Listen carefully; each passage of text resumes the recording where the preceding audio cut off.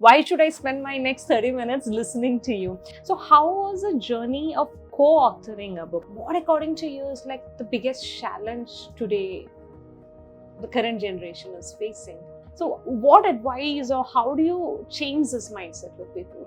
That till you get a health scare, you do nothing. 25-year-old dropped dead. I can't blame them. Why were they not investing into mutual funds at the Yeah. time? You will find a way to say no to the alcohol. Think about equity giving you higher return. Yeah. If I require this money, I can get it in 2 days. Yeah. Rental versus buying is again the biggest struggle. Like,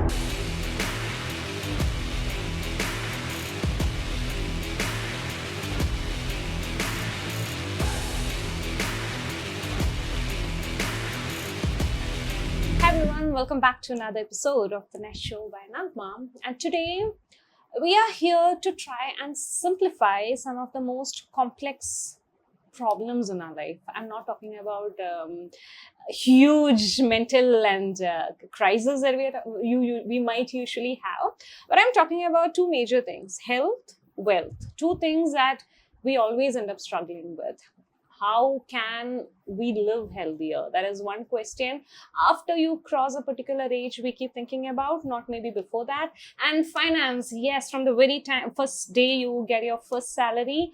And even you could know when the time when you were trying to get pocket money from your parents also, how did we manage that 1 rupee, 100 rupee, 1000 rupees? It's always been something that we wanted to try and figure out. So what if we have somebody to just guide us and simplify this entire concepts for us so that laymen like you and me can grasp these concepts better and at the same time maybe apply this into our daily life a little easier. So welcome back with the new episode, and today with me I have Mr. Ankush Dattar, who is a co-author of the book The Health and Wealth Paradox.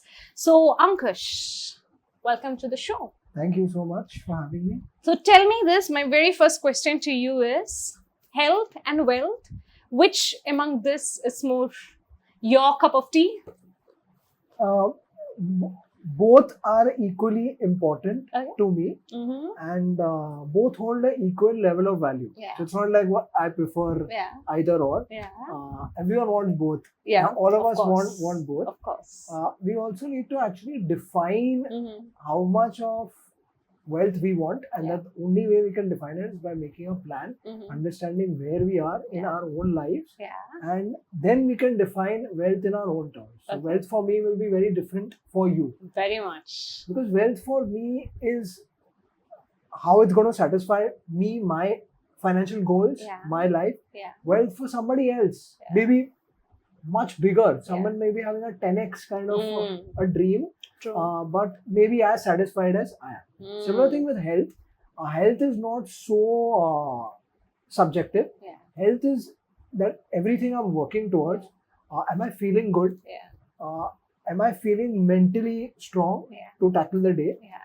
And of course, personally, because I am very physically involved in working out, running, etc., I want to be athletically better. But for someone else, it can be a very simple answer. Ki, I just want to feel better. Yeah. Or I just want to think better. Yeah. So for each person, you have to define what it is, and you will have your answer, and it's very subjective from person to person. So from both the parts, what you just gave your introduction with, I think I want to deep dive into some questions right away. But before I do that, it's important when it comes to somebody sitting in a slightly expert position and giving some bit of reasoning to the people, it's also important for them to understand who this person is. What are your credentials? Why should I spend my next 30 minutes listening to you? So can you, if possible, give me a good introduction about you as well as your co-author Mihir? Yeah, sure. So first thing I'll clarify is that expert is someone who has stopped learning. So there are the people who are experts are ironically the people who have stopped learning. So never take the advice of an expert. I'm not an expert. I'm a continuous learner. There's so many things I don't know, which I'm still learning about. When it comes to health, when it comes to wealth also, things are developing so fast. So I'm not an expert to clarify. You're better than me. That's for now, that's all it matters to me. No. So what is the first question that you asked? Introduction of both of you. Yeah, so I have personally, I'm a finance professional, investment professional, and I've professionally been an investor in my personal as well as my professional life for the last 10 years. Mhm. And when it comes to health and fitness, I've been very passionate about health and fitness for the last 15 years at least, since 2010. Yeah. I started with a simple journey that in college, I just wanted to look a little better. Okay. Just like anyone wants to. There Yeah. is no complex reasoning that someone gets into this topic. It's either you want to look better, you want to feel better. Usually when you're young, you want to look better. Yeah, of course. Whether it's guy, girl, it doesn't matter. Yeah. The sex does not matter. Yeah. That's the primary. That's how I started. And slowly over time, as I started to delve more into weightlifting, running, and as I started my professional journey of investing, I started to observe a lot of similar parallels Okay. when it comes to the power of compounding. How many years it takes to see the benefits of compounding when it comes to any fitness or any activity you follow. Similar thing with your investing journey. I've learned the process of delayed gratification. We know all of these things, right? True. I'll leave a lot to the book so that people can basically. No, these are the moment, the two terms that you use right now. I have my sticky notes against both these in your book. I'm not kidding. Perfect. So there's sort of a lot of patterns in these two topics and disciplines. And out of my pure curiosity, I just started writing a blog. Okay. So I've been writing a blog for the last 7 years. Okay. And over that 2-3 year journey, over time, I'm very active on Twitter. Twitter is where we finance geeks or experts, as we call it, are looking for information, sharing information. And health is also one part where people are sharing a lot of their views and their opinions. And I came across Mihir, his profile, when he was actually promoting a startup. Yeah. And he was doing a workshop on investing and nutrition. I thought, hey, I'm probably not the only one who's mad and who's thinking this way, because I'd written a couple of blog posts on long-term investing, long-term fitness and long-term investing. What are the parallels? And I'm the only one writing. So firstly, when you're the only one writing something, you think you're mad. And you think you're mental. You think this doesn't make any sense. So it was refreshing to see him writing something similar. I attended the workshop and then we kind of just connected on Twitter. And over 1 year, we realized that we have a lot of mutual friends, and he is also a finance professional. And we somehow happened to get together. And when we met and decided that we want to write a book, the chapters just started flowing. So it was very straightforward when we met. As you see the names of the chapters in the index, right? Initially, the concepts were not as they've been explained.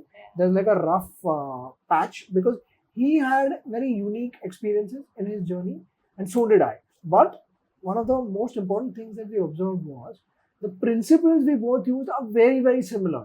That's how you could kind of combine two worlds and bring out a book which can basically be applicable for people of all walks of life. Because Mihir would be in a very different stage of his life. He has a daughter and he is more in an advanced stage in his life, and I would be more in my time where my partner and I have just moved in, and we are basically now looking to build a future together.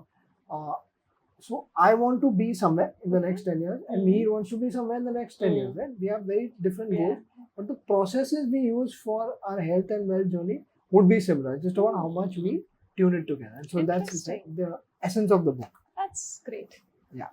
Oh yeah, that's interesting, and thank you so much for that introduction. So, writing a book, usually authors tell that it's a journey that they spend time alone. They figure out all the thoughts in their head and they come in together. But here there are two authors, and you are discussing concepts, ideas, principles.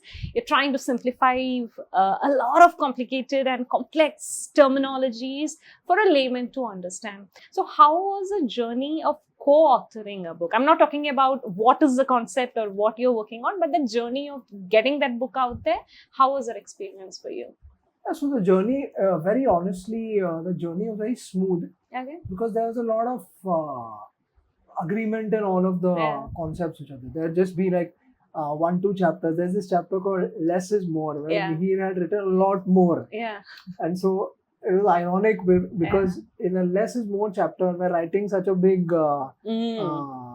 Content. content, and that was the only time where we were like, let's kind of concise it. Uh-huh. And it may sound crazy, but we were in agreement across all of the concepts, and it came together in bits and pieces and parts, and then we were trying to piece it together. Yeah.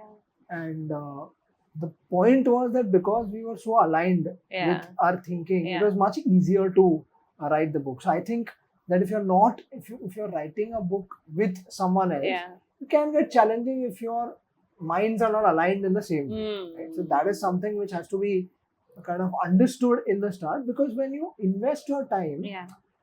it's going to take time. Yeah. So the book took through the writing process, through the editing process, Yeah. the researching process, getting approval from a lot of international authors. Yeah. The entire process took at least 2.5 years Yeah. with the entire process.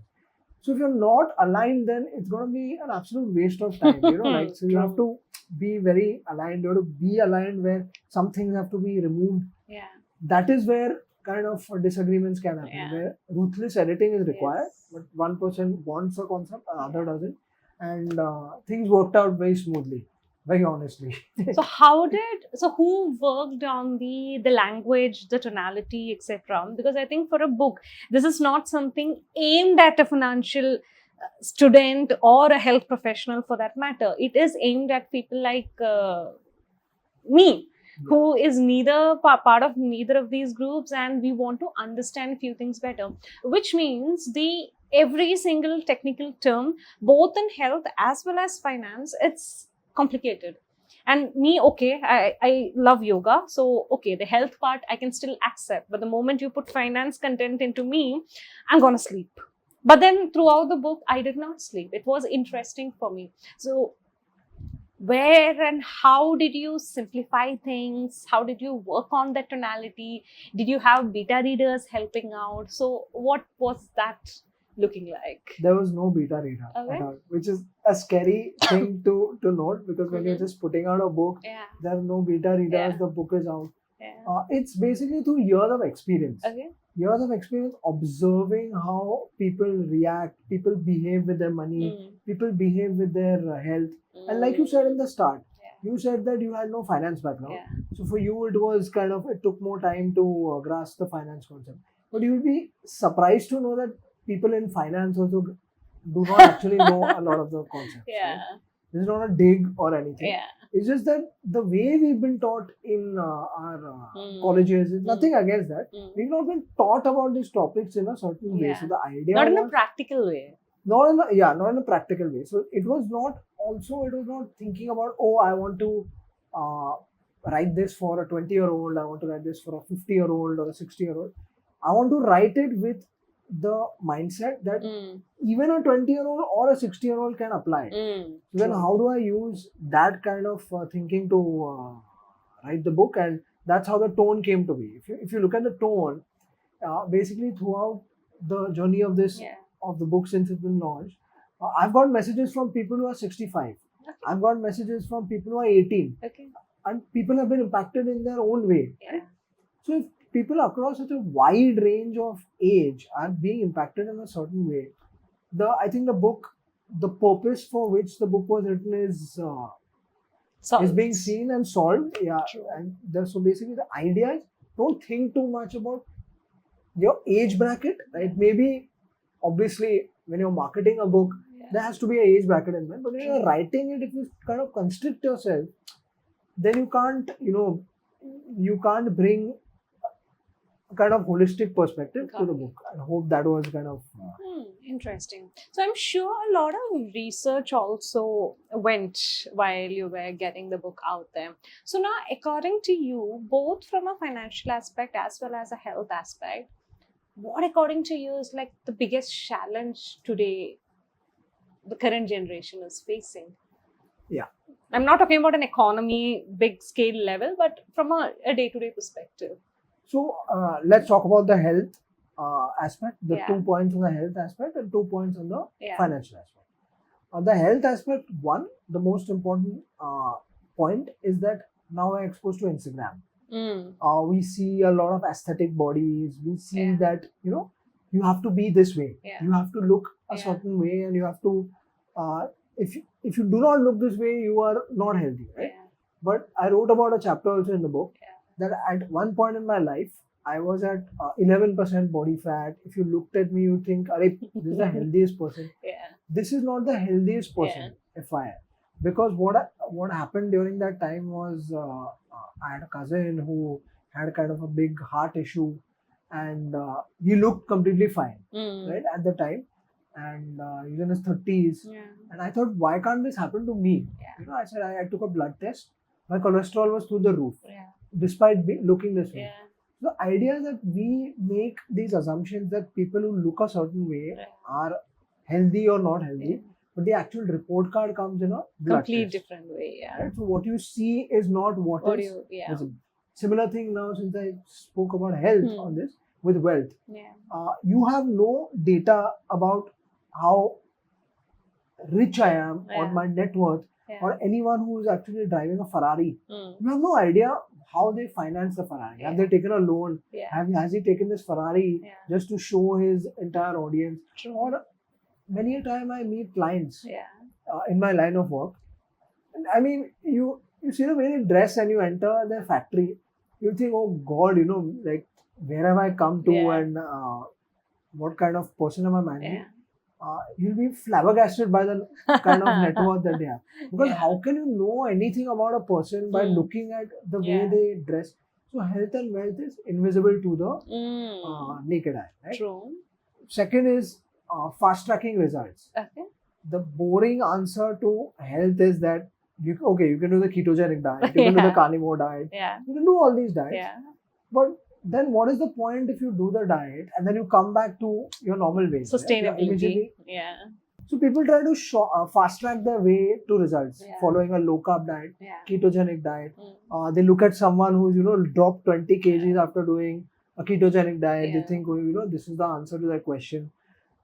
Follow a diet for a short term. Most of the people firstly fail even in the short term, but those who succeed, they realize they can't maintain it over a long time. It's never sustainable. You put it back. So they've not learned about building a lifestyle. Yeah. The same thing with finance also. You see a stock. Yeah.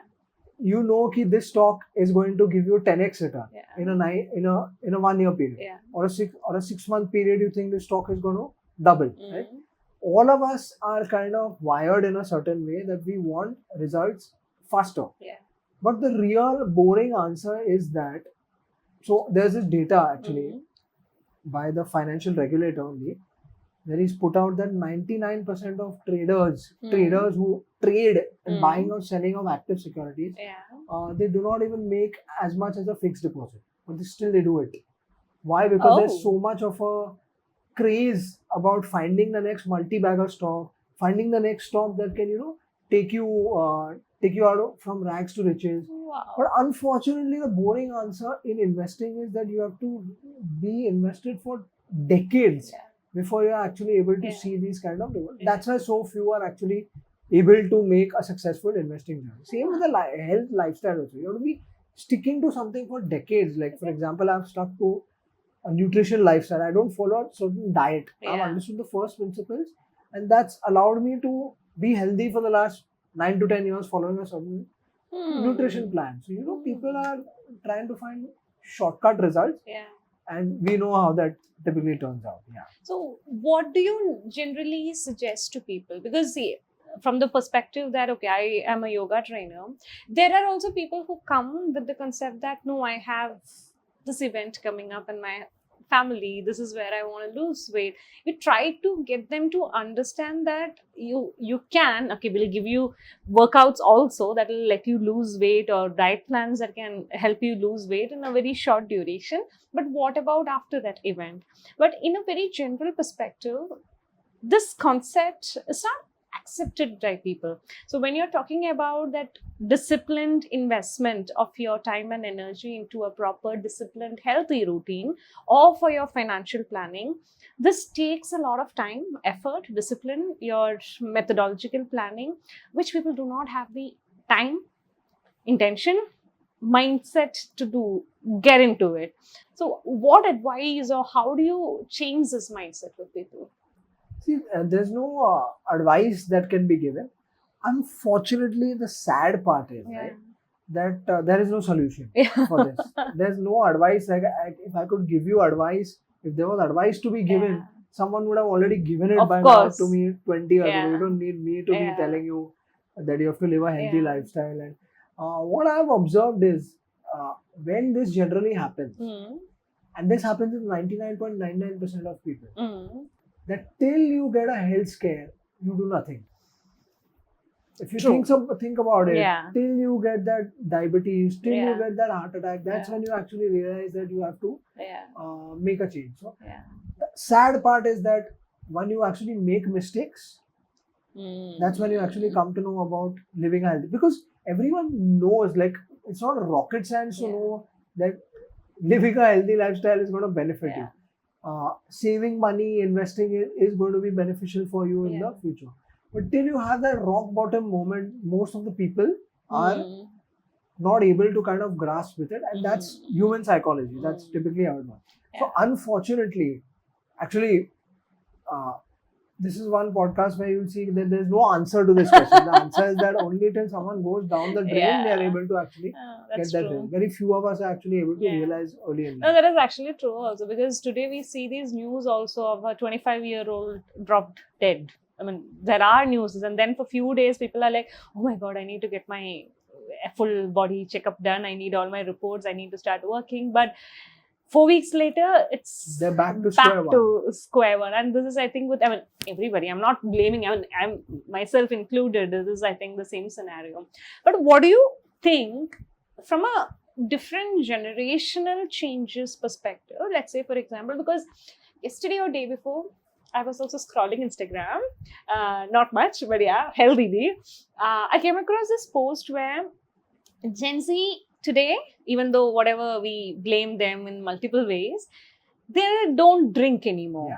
Like, they actually don't drink anymore. Whatever that reasons could be, they tell no to alcohol. Whereas in our generation, what are we, millennials? The 90s? Yes. So the millennials, for us, drinks, personal choice or whatever, it's something more like it's part of your lifestyle or your routine. But whereas in a lot of other concepts, when we blame the Gen Z, this is one very interesting information that I got. But why is that? Do you have some insights, or you think these generational level changes and all of these are like actually true?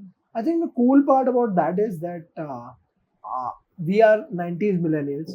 We grew up in an age where there's a lot of peer pressure. There's not enough, like, when we were in our early 20s or when we were in our late teens, when we were just starting work or whatever, right? We never had the courage and the independence to actually tell people no, like, I'm not doing this, or I'm not going to adhere to all the things that you say, and so they are more outspoken, right? That's how I feel. Many of them are not under the peer pressure. Maybe there's a lot of awareness on social media also, I'm not sure. But I feel the answer is independence. But now, if they're making their own decisions, then they should also understand, they should be masters of their financial decisions also, right? But they're not kind of making good decisions. Maybe on the health side, but this is something on a personal note also I've observed, because even I'm somebody who doesn't really drink much, not even from a social setting perspective also. I'm somebody who goes fills up my glass immediately with the same color liquid, so that whoever looks at it, they see a glass in my hand and I'm sorted. But I've seen the Gen Zs who are like, no, I'm not vibing with the drinks today. And it's a no. They don't take it further. But like you said, at the same time, when it comes to the financial aspects, these are the same people who even I end up questioning, guys, you cannot keep depending on your parents. Or at this moment, why do you want to spend on this particular thing so much? It's even the spending. I'm not even talking from an investment perspective. So in that way, do you think the education system, like you said, already gave the opinion that yes, we had the basics, but from an application level in our day-to-day life, even we never had too much of lessons in that. So today, where do you see the direction going?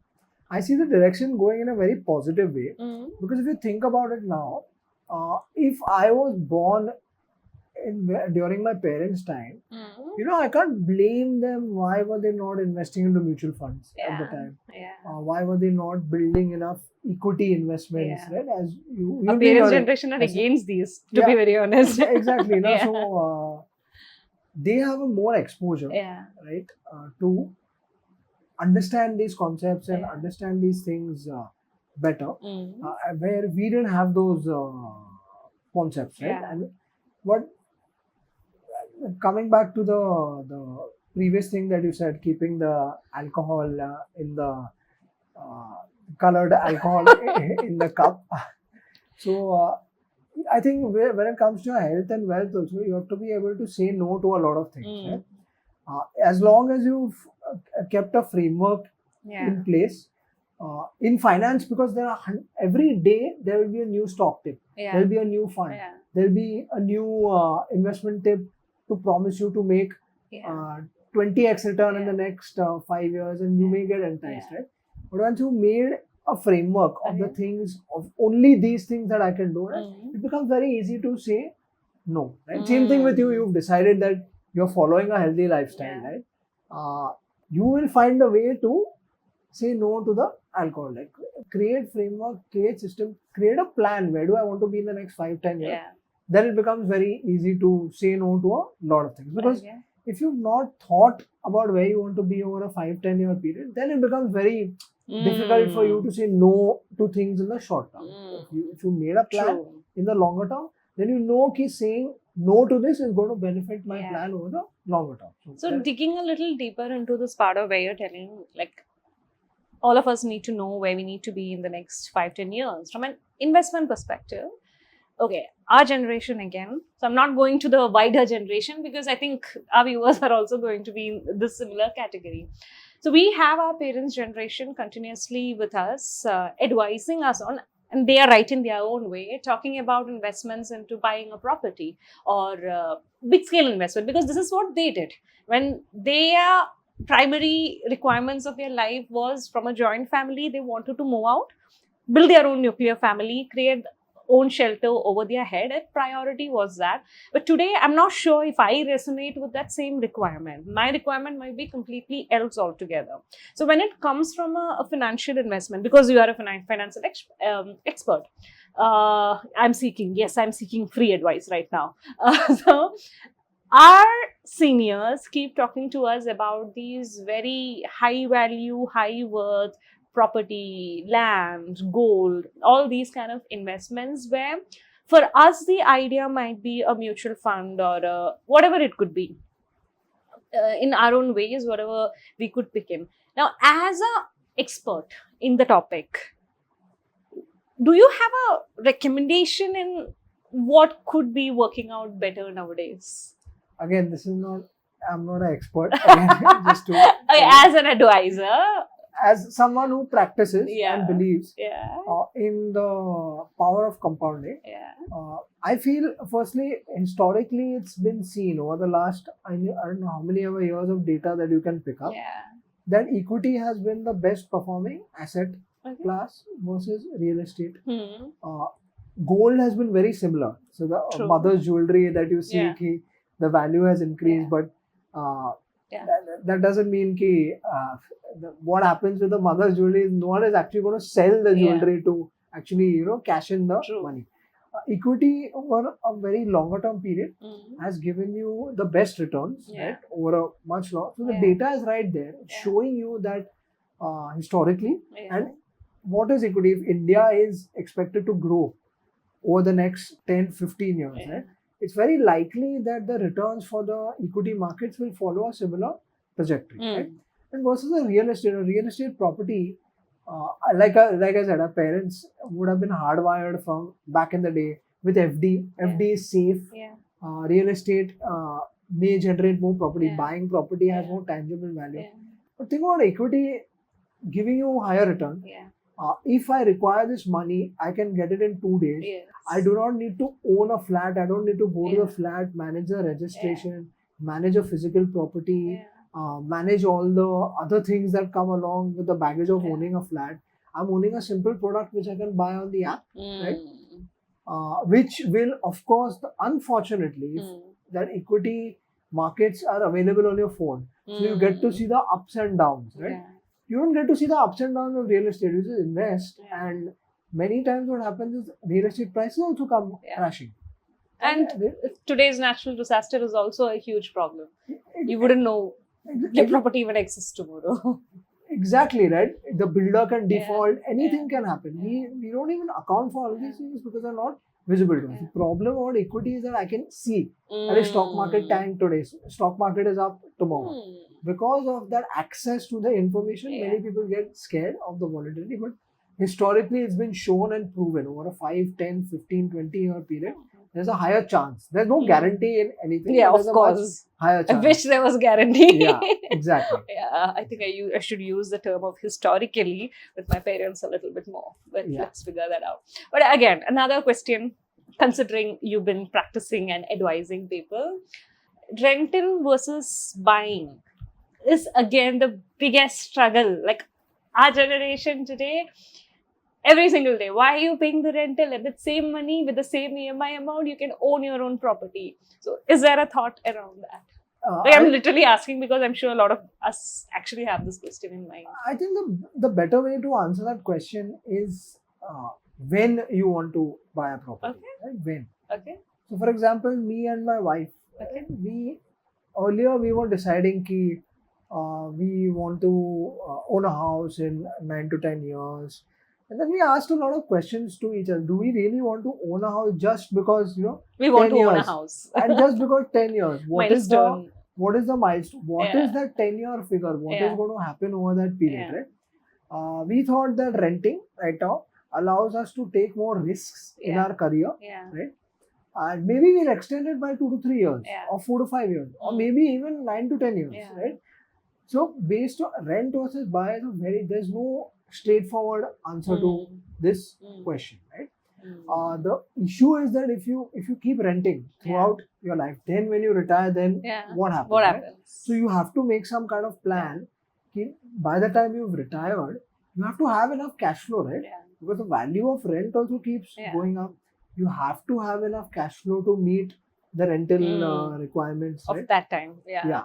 So whenever you see any social media thing, are you renting is better than buying? It's again a very very personal question. Yeah. Where are you in life? Yeah. When do you want to own a property? Because the safety and security of owning a house is like nothing else. Of course. But with it comes the stress of paying your EMI. Very So when true. you take an EMI, you cannot take too many risks in your career. Right? You cannot take too many The risks. stability that you require to actually pay back that hefty amount of EMI puts you in stress as such. So think about it. So even when couples get married, I understand there's a lot of societal pressure Yeah. and people come under pressure now. Yeah. We can't help it. Even if they don't want to, a lot of couples Yeah. would come under pressure to own a house. Maybe they want to show to society also that they own a house. The comfort of owning a house, this peace of mind of owning a house cannot Yeah. be beaten, but it has to be kind of evaluated Yeah. with the cost that the EMI is going to have on your career over that period, right? True. So if you have certain goals, the best kind of relationships are one where you can find that middle ground and you're able to.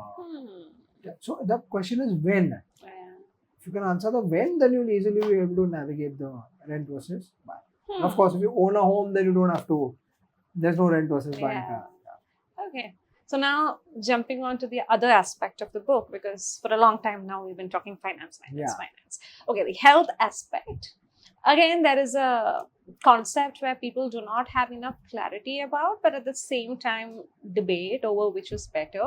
One thing is a good diet, and I'm talking about getting into a structured diet. I'm not just talking about eating healthy. I'm talking about you having your proper diet where you're following one particular stuff, planning out, purchasing content accordingly and stuff like that. And second is your intermittent fasting. So from somebody who wants to slowly start getting into a good healthy lifestyle, start wanting to see better numbers in tomorrow's blood test or a blood test 3 months down the line, where do I start? And Give me some comparison between both these concepts. So before, the best answer to this question is hire a nutritionist. Okay. Hire a nutritionist. Think about a nutritionist, Mm. hiring a nutritionist Mm. as it's not a cost. It's Yeah. like a tuition fee. Mm. It's an investment that you're going to make over Yeah. you can take it for 6 months, you can Yeah. take it for 3 months. 3 Yeah. months is a short time to understand. No, but But- again, I'm Yeah. sorry I'm blocking you, but today we are in a society where even if you say spend in a gym, which is way more acceptable than a nutritionist, people still say, I don't have the money to do that right now. I'd rather invest it into something else. So nutrition becomes, hiring a nutritionist, a way more a luxury. That's not even a necessity. It's a way higher a luxury that you're talking about. So from a very generic population perspective, I don't think that fall into the category. Okay, so then if you cannot do that, right? Yeah. For the people who can do that, great. Yeah. Which I agree. I Yeah. feel you should do it because through that entire, it's like a tuition course where Yeah. you learn. Yeah. Because unlike a lot of people, like I personally take a lot of passion into health, Yeah. so I understand calories. So, okay, the second step that you can understand, right? Maybe some thumb rules that you can create, right? Mhm. Try to get 1x of protein Okay. equal to my body weight, right? Okay. At least you can start with Yeah. that. Yeah. If you don't want to track your calories Yeah. per se, Yeah. right? Try to keep your carbohydrates through natural sources, like Okay. fruits, vegetables, Yeah. homemade Hmm. rice, chapati. See, this is very generic advice, Yeah. but this is for the people who do not want to go that extra Extra step, step. Yeah. learning about calories and Yeah. learn the basics of. I mean, the next step would be learning the basics of protein, fat, Yeah. and carbs. Right? Mhm. Protein, you've understood, you have 1x of Mhm. your body weight. Yeah. Carbs, try to get it from natural resources. Yes. Fats, try to avoid using too much of oils in most of your food. Reduce the Yeah. oil content. Yeah. Yeah, that's pretty much it for to answer that question in a very layman way. Because you really have to understand what Yeah. protein, fat, and carbohydrates, what they mean, and maybe our book can teach you more, Yeah, more book about that. actually it does teach. Your examples in the book are actually good. So then what about intermittent fasting? Because India as a country, from a cultural perspective also, fasting is something that has been there. And today, when we all denied, okay, there's this generation where we're like, no, I'm not religious, I don't want to follow the traditional customs. But when we look at a lot of scientific studies, what was existing in our traditional systems and culture and practices is what is being propagated by the Western culture, which we are taking up as the big scientific discoveries today and which we are ending up doing. So ultimately means we are all trying to implement stuff. So intermittent fasting comes into one of these categories. So if somebody who wants to start, how do we kind of how do I decide, like when do I put my break, or is it different according to each person's body, and I can do it only after I consult with somebody? How do I start intermittent fasting? Yeah, like you said, intermittent fasting is just a gift wrapper. Okay. Right? Intermittent fasting has shown benefits, Okay. but it's also been shown that whether you fast for 10 hours, whether you Mhm. fast for 12 hours, Mhm. or whether you fast for 16, 18 hours. Okay. Right? If I fast for 16 hours, for example, Okay. right, in the 8-hour window, Yeah. I end up eating more calories than my body burns. Yeah. Then what's the point of True. the intermittent fasting? Right? True. But in that 12-hour period, right, Yeah. where I fasted for lesser time, right, Yeah. I ingest lesser calories than my body has burned. Yeah. Right?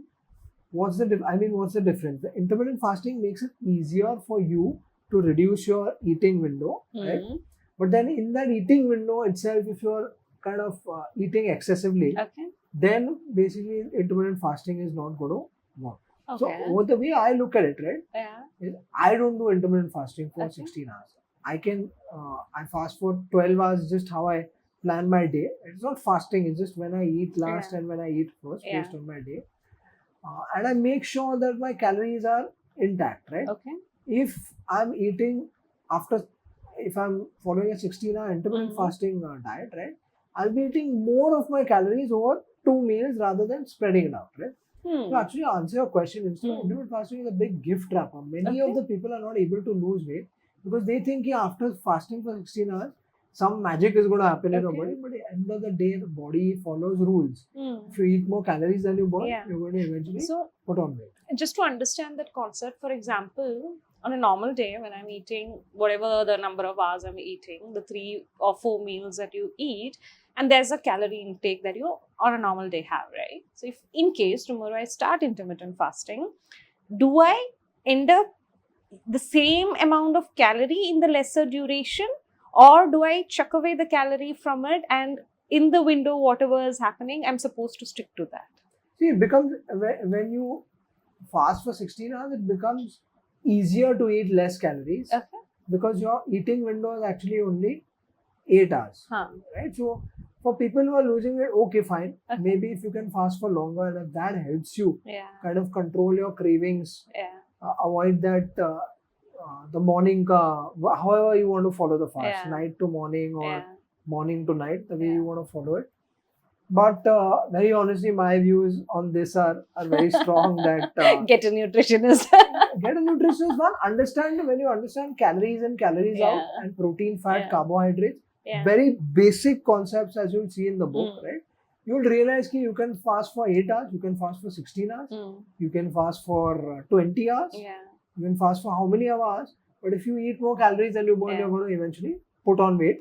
If you eat Hmm. as many calories as you burn, you're going Okay. to maintain it. Body works on these simple rules. There's no Okay. one hack where if I fast for longer, I lose more weight. Right? Yeah. So understand, if you want to use intermittent fasting, Mm. use it as a tool to manage your Mm. calorie intake.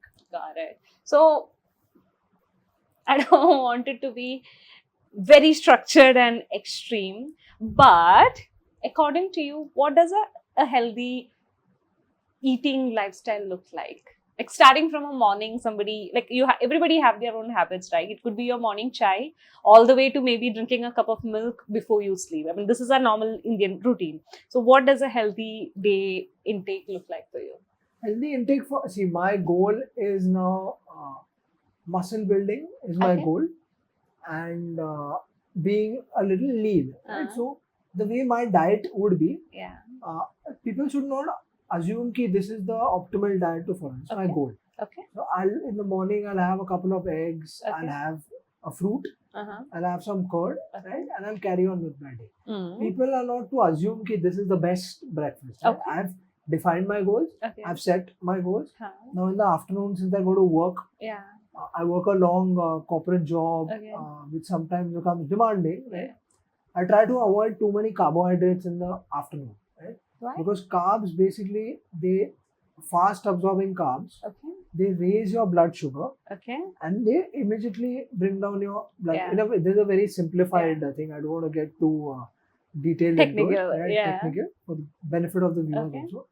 That's what So, causes your Okay, while afternoon you are nap. explaining your diet itself, let me pitch in for some questions. So, when you mean you're trying to avoid too much of intake of carbs, right? Do you mean that you don't eat rice in the daytime? Or Yeah, is that what you I mean? try to keep it towards the evening. Then Okay. during the evening, I'll be, as the day has progressed, this is Okay. what works for me. Okay. I keep it towards the evening. Okay. Then I have my whatever. I may be having like a chicken curry Okay. where I've measured the calories. I know Okay. exactly how much oil has Mm. been put. And evening means Yeah. what time are we talking about? About 6-ish. Okay. It's So, 6. early dinner basically. Early dinner, typically early dinner. Mhm. And yeah, that's the time where I allow myself more of carbohydrates. I make Okay. sure I walk after my Okay. meal. So this is how I structure the day Okay. based on a corporate employee who's Mm. working out, Okay. making sure he's getting enough of protein, fat, and carbs in the Okay. day. Keeping carbs towards the end of the day to avoid any kind of sluggishness. And it's not that carbs are bad or whatever. Okay. It's about, for me, if I eat too much of carbs in the afternoon, it causes that afternoon slump, which people face Which in the could afternoon. affect the office productivity also. Exactly. So the way I structure it, the way someone else, suppose if someone is doing more of a active role, moving Yeah. around, Yeah, I was just running about to around ask all that. day, then maybe you need more carbs in Yeah, your diet. because you need right? energy. Slightly more. But everyone needs that 1x of protein Okay. in their diet. That Okay. is the thumb rule that you should follow. The Hmm. remaining fats and calories, fats and carbohydrates can be mixed and matched from person to person. And Okay. of course, based on your individual health condition, let's say you're pre-diabetic or you're a diabetic, Yeah. or you have high cholesterol. Yeah. Your fat, carbohydrate content is accordingly has to be tempered based on your unique profile. Okay. Okay. So one confusion you put me here right Yeah. now is the understanding between, am I supposed to eat a heavy meal at the start of a day, middle or night? Because usually we've grown up listening to that, Ratko, you have to eat slightly lesser. Because that's what I'm conditioned with. And everybody tells, okay, you shouldn't skip your breakfast because that's when you actually gain the energy for your day. So skipping breakfast is equal to having a very bad day, whatever it could be. So what exactly is the right way to go ahead? Or is it, again, like you said, how a person's day look like? Is it completely dependent on that? Yeah, so there's a dialogue for that. Breakfast like a king, lunch like a pauper. No, lunch like a Lunch like a, prince, dinner like The a papa, pauper. yeah. But that's a myth. Mm. If you manage your, like I said, as you can see, the same answer I come to Yeah. with every question that you Yeah. ask in a similar tilt Yeah. is that if you can manage your calorie intake Yeah. through the day, Mm. manage enough, it does not matter whether it's just about your preference. What is Okay. your preference? Okay. My preference is that, like I said, my carbohydrates would be a slightly heavier meal I keep towards the evening Yeah. to avoid the sluggishness in the afternoon. Someone Yeah. may be having that comfort in a different way. Mm. I know people who can eat a lot of rice and everything, still not feel sleepy. Yeah. Maybe their blood sugar does not rise as fast Yeah. as mine, Yeah. so they can temper it their own way. Hmm. So one of the things that I believe it's a myth that Yeah. skipping breakfast will make you lose more weight. And if I skip my breakfast and in the afternoon if I'm having a full plate of jalebi, Yeah. and then you know Yeah. what's the point of skipping the breakfast? So skipping the breakfast, don't see an Instagram reel where you say, oh, you see some model saying, oh, I skip breakfast, that's how I manage my entire day. Maybe that works for her, not necessarily that it's going to work for you. Do as per your comfort. You can wake up in the morning, have your tea, figure out how that works as per you, Yeah. and Okay, thank you so much. I think I should stop asking technical questions because, okay, I'm not calling you an expert. Somebody who's here Thank sitting God. freely giving advice. Yeah. Obviously, I have 100 more questions, but I am Thank restricting. Okay, coming back to your life as an author. Now, writing a book, I'm sure, would have changed perception of people about you in some way or the other. So, what are some of those changes been? wow, author. But I honestly find it so. I'm just the same person who just Okay. written about the concepts, and the whole passion was to bring the concepts to life. Yeah. Even me, it was Yeah. to bring the ideas to life. Okay. If, for example, the beauty of the book is that I get to have a conversation with you. I get to have a conversation with all Yeah. different kinds of people. Yeah. I get to meet people who have been going through similar things in their Yeah. life, understood the concepts and tried to apply it in their own life. Mm. So all I care about, right, is Yeah. that someone tells me, oh, I'm interested in the book, and I read the book and Yeah. I found it to be beneficial to me. Mm. If someone didn't, okay, fine, great, it's their choice. I find it a little vanity metric being an author. I think it's just like, Okay, you're being humble. Let me put it in a very business term. The way your clients see you credible, has that changed now that you are a published author? So that adds to credibility, right? I mean, keeping your humbleness apart. It adds to credibility because not about whether it's a good book or a crappy book. It Yeah. doesn't matter. It shows maybe that this person is putting in more effort. Yeah. Putting in more effort to think, Mm. structure the thoughts, Mm. balance Yeah. work to kind of do the mammoth task of writing the Yeah. book. Probably there it builds. I'd like to build credibility that way, that you're a more reliable person rather than just author and kind Yeah, of, those are just like vanity metrics according to me. Interesting. And they will Thank you always be. much. That's good. So what next? And I promise this is my last question to you. What next? The best way, I think, the same way this book came to me, the best way to write something, Yeah. in my opinion, it's always been that. Yeah. Read a lot, Mm. because when you read, the ideas in your mind start to spark. Yeah. Meet a lot of people. Yeah. Third is live your life as you're doing it. Very boring answer. Along the way, you will find something. So maybe along the way something new is to come up. Just like I told you how this Yeah. book came. Yeah. There was no intention to actually write a book. Yeah. It just happened through the entire passion of reading and learning about And stalking health and Twitter.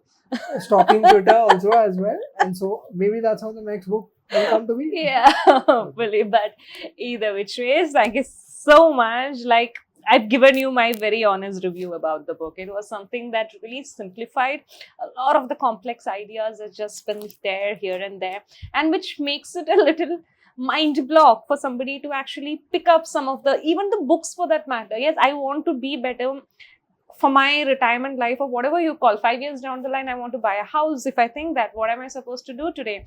I want books, but then I'm scared to pick them. So, but however ways this ended up in my hand, and it was something that really helped me in understanding few things better, making it simplified. So thanks to you for that. That's Thanks to you awesome and to hear. Mihir for that entire effort that you put in, and thank you so much for being part of the next show today. Any one good message you want to pass on to every single person who's watching the podcast? Take your health seriously, but allow yourself to also live a life and kind of live freely. Yeah. Make a plan so that you can have guilt-free days during the week, guilt-free Friday, Saturday without thinking too much. Yeah. Make a long-term investing plan, right? So that you remove that tension ki 5 years, 10 years में क्या होने वाला है. Make the plan, and then through the plan you will get to know कि maybe I want to take a holiday sometime, maybe I want to take the next move in my business or whatever. So make a long-term plan, and that allows you to kind of have more of a peace of mind. So, and this is not advice. You can, No more advice from experts, guys. But yeah, that was such a cool advice, though. But thank you so much, Ankush. Thank you so much for your time, and hopefully with your surprisingly new work that might come out in the future, we hope to have you again on the next show. Until then, yes, we are eagerly waiting to know what's up in store for you next. But thank you so much for today. Thank you.